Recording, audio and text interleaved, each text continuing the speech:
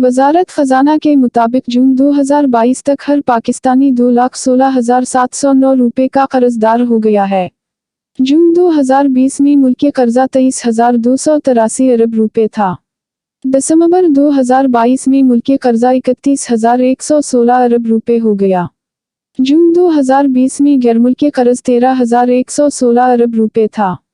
दिसंबर 2022 में यह कर्ज 19,605 अरब रुपये हो गया। जून 2020 में जीडीपी का 76.6% कर्जा लिया गया था। जून 2021 में जीडीपी का 71.5% कर्ज लिया गया। जून 2022 में जीडीपी का कर्ज 73.5% लिया गया।